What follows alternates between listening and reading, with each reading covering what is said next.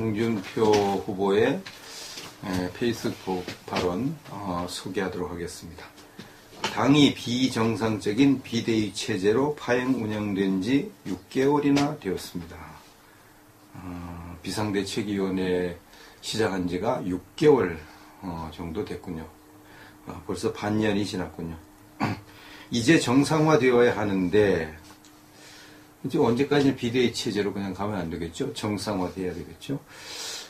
정상화되어야 하는데 구보수주의 잔재들이 모여서 자기들 세력 연장을 위해 집단 지도 체제로 회귀하는 당헌 개정을 모의하고 있다고 합니다. 구보수주의 잔재들이 모여서 집단 지도 체제로 가가지고 우리들이 당권을 잡아서 세력을 유지하자, 그렇게 이제 모의를 한다는 것입니다. 자기들 주문대로 허수아비 당대표 하나 앉혀놓고 계속 친박 개파 정치하겠다는 거지요. 허수아비 당대표는 허수아비고요. 친박들이 개파 정치에서 주물럭주물럭 이렇게 해서 그냥 당을 꾸려가는 그런 거 하겠다는 거죠. 이젠 당에 없어진 친박 개파 정치를 극히 일부 친박 핵심들이 다시 복원하겠다는 겁니다. 친박들이 아직도 친박을 복원해서 당권을 장악하고 이제 당을 좌지우지 한번 해보겠다, 이런 생각을 한다고 합니다. 그렇게 지금 모의를 한다고 말을 했습니다. 이것이 이제 사실이면 큰일이죠. 큰일입니다. 이들이 허수아비 당대표를 앉혀놓고, 당대표는 그냥 이름만 있는 거지, 바지사장이고 얼굴마담이죠. 바지사장 얼굴마담이 뭐 하겠습니까?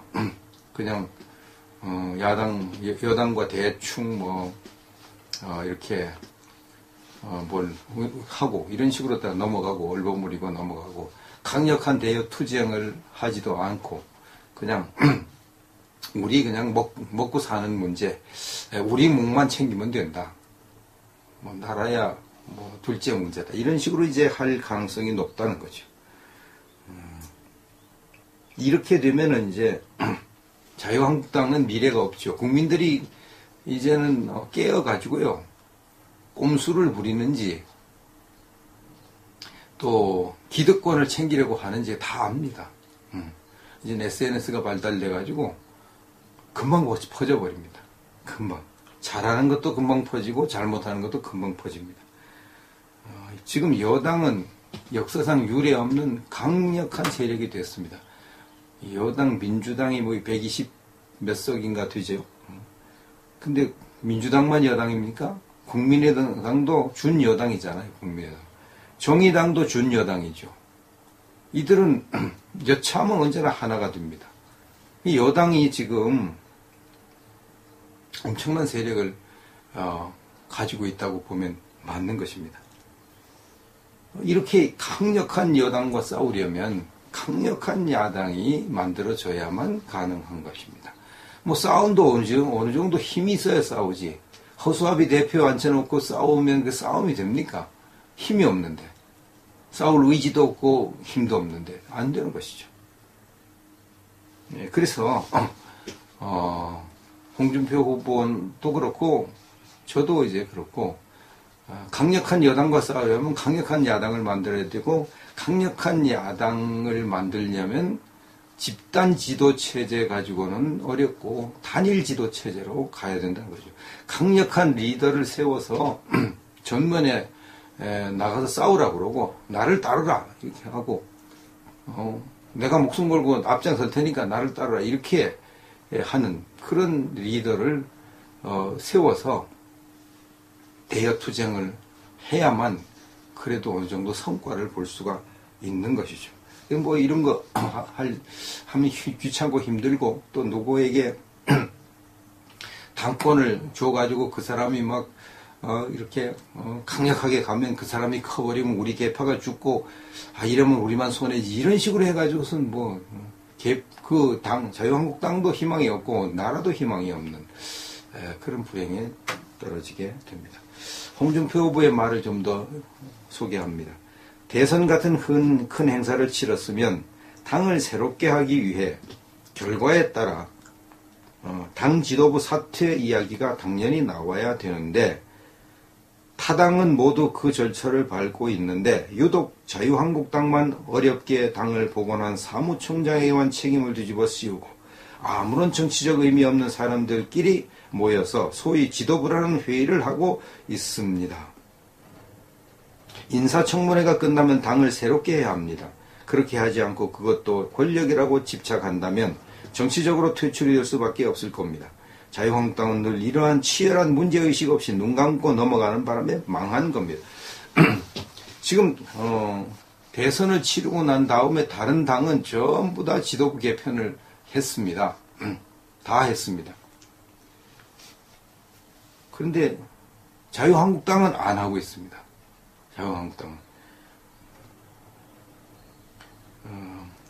대선에서 승리한 민주당도 지도부 개편했어요.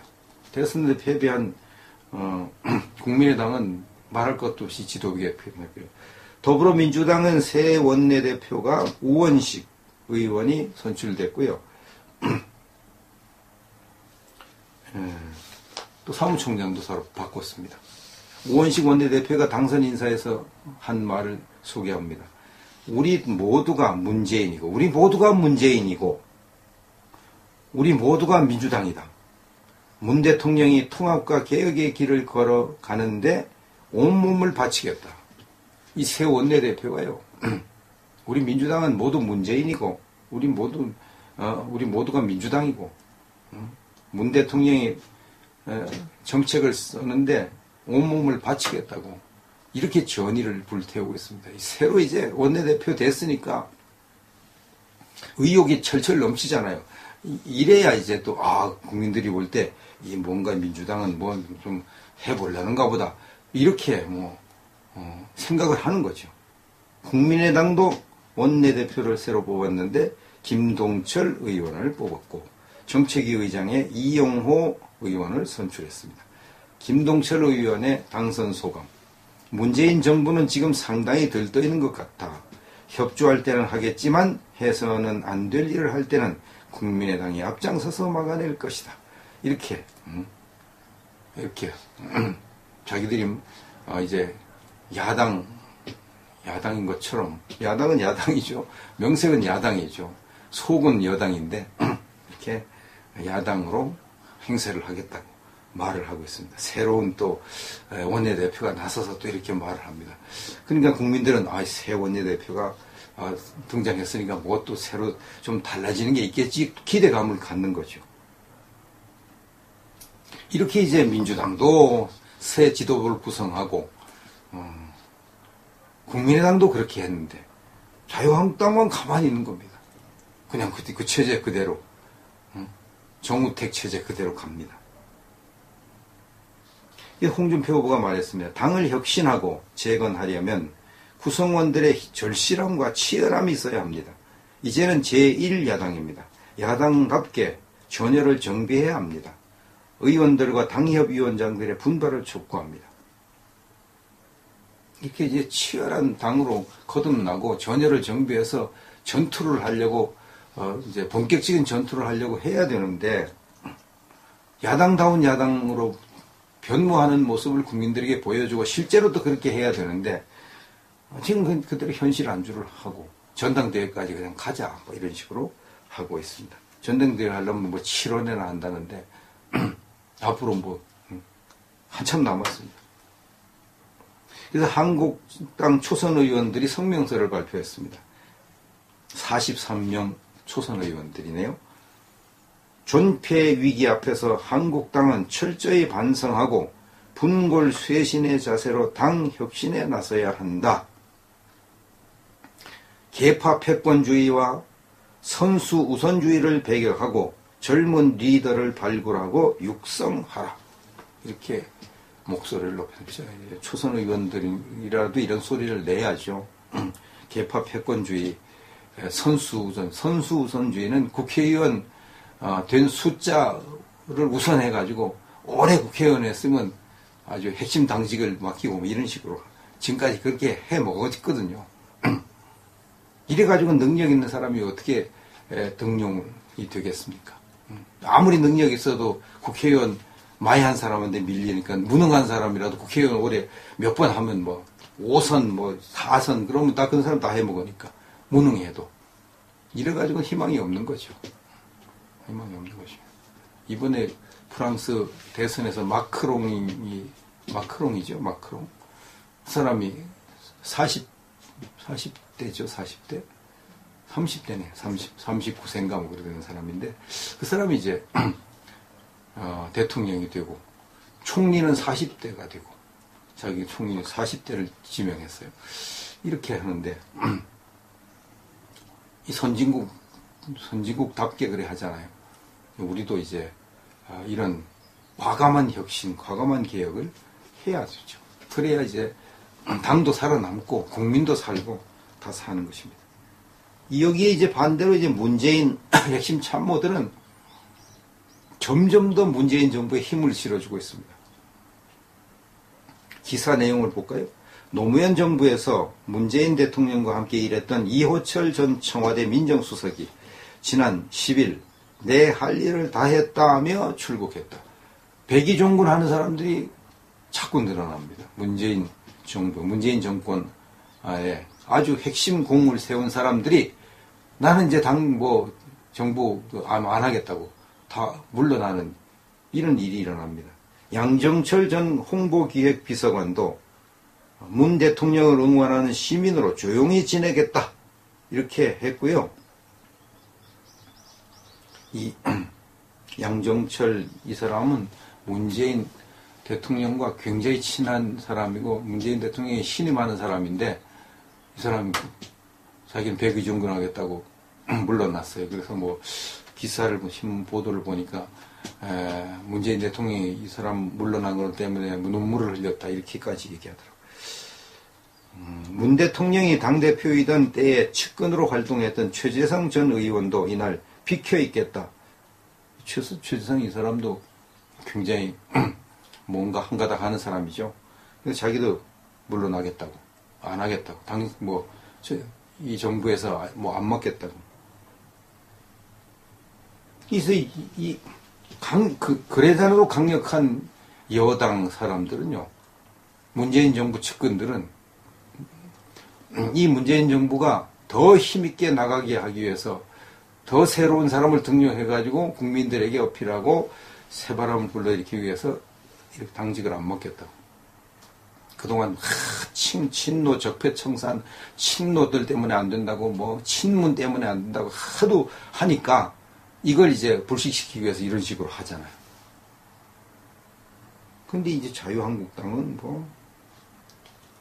이건 쇄신도 하려고 하지 않고 개혁도 안 하려고 하고 자기가 어떻게 하면 당권을 잡아가지고 당의 직책을 맡아가지고 한번 개파 정치 해가지고 어떻게 개파의 명맥을 유지하겠다 이런 식으로 지금 하고 있습니다. 이것은 이제 지난 10년 동안 정권을 잡아가지고 여당 의식이 아직 남아있고 현실 안주의식이죠. 전투하는 걸 잊어버렸나 봐요. 여당을 계속 하다 보니까 싸움하는 걸 잊어버렸나 봐요. 야성을 잃어버렸나 봐요. 이런 사람들이 이제 제1야당이 됐는데 안 싸우려고 하는 거죠. 안 싸우려고. 싸우지 말고 그냥 대충 얼버무리고 넘어가지 뭐 이렇게 하고 지금 이 정권을 잡은 문재인 정부가 지금 현재는 이렇게 제대로 하는 것 같이 보이지만 나중에 속으로 어떤 일을 할지 모르는 겁니다. 지금 문 대통령이 북한 응징을 하겠다, 가만히 안 두겠다, 막 이렇게 미국과 보조를 맞춰가지고 이렇게 큰 소리를 막 쳐대는데, 그건 속마음까지 그런다고 지금 볼 수가 없는 그런 거잖아요. 이제 뭐 이렇게 영화나 드라마 같은 데 보면은 이렇게 말로는 큰 소리 빵빵 치면서 말로는 막 뭐라 그러면서 손으로는 막 이렇게 비비고 뒤에 있는 사람은 손으로 비비는 건 안 보이잖아요. 말하는 것만 들리니까. 이 말로는 큰 소리 치고 하는데 사실은 싹싹 빌고 있는 지금 문재인 정부가 친북 정권인데 말로는 뭐 북한을 가만 안 두겠다고 이렇게 하는데 실제로는 이러고 있는지 누가 알겠습니까? 실제로 이렇게 한다고 지금 의심을 해도 되죠. 과거에 한 전력을 볼 때에 내가 당선되면 뭐 북한을 먼저 가겠다고 한 사람이 상황이 변했다고 해서 그 마음까지 변했다고 볼 수 있을까요?